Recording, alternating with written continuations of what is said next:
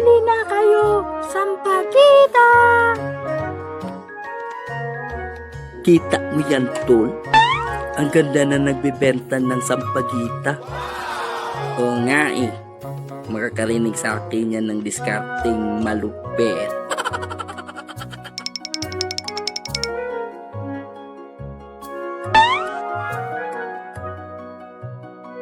Bibili ka po ba ng sampagita? Oo. Pero pwede bang yung pag-ibig mo na lang ang bilhin ko?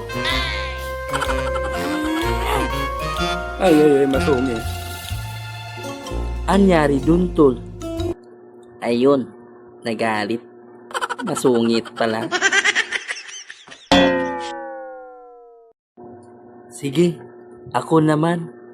Try ko baka pumayag sa akin.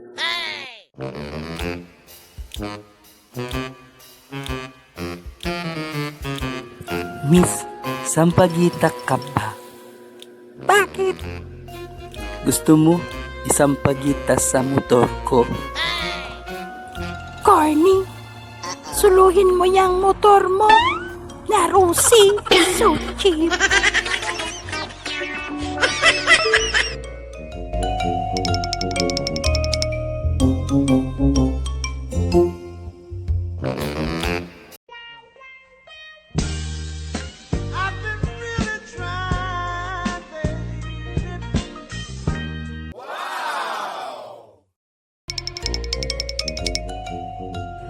Oy mga inday, mga dodong, huwag kayong magharang sa daanan.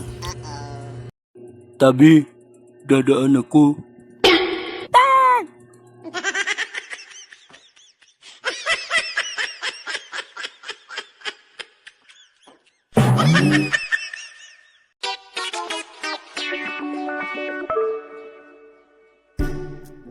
At bago ko ituloy ang ating kwento, siguruhin mo na nakasubscribe ka sa ating channel for more videos just like this. At huwag rin kalimutan i-hit ang notification bell at paki-like na rin yung ating video. Salamat! Hoy, February na! At dahil araw na ngayon ng mga puso, ay pag-uusapan natin ang mga diskarting malupit.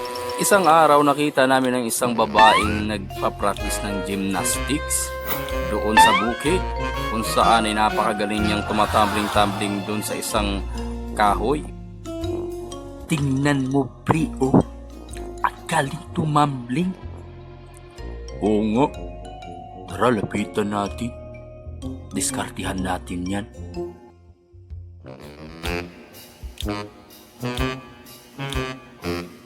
Hi, miss. Pwede mo ba akong turuan? Nang ano? Magtumbling? Hindi. Kung paano magmahal. Gusto mong magmahal?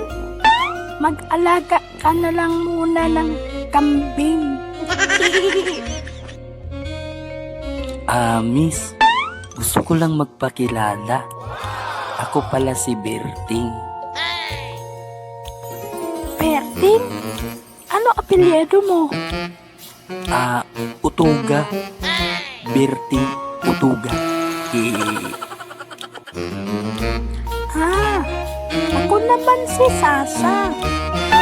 Ang sasama sa akin habang buhay? Hindi. Ang sasampal sa inyo pag di na kayo umalis dito. Alis. At habang naglalakad ang mga bigo sa pag-ibig sa daan, ay may nakita silang 150 pesos. Mga pogi, sige na, 150.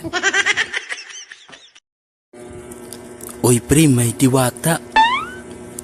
Oga, diwatang magpaparis. Sibat na pre, madidisgrasya tayo dyan.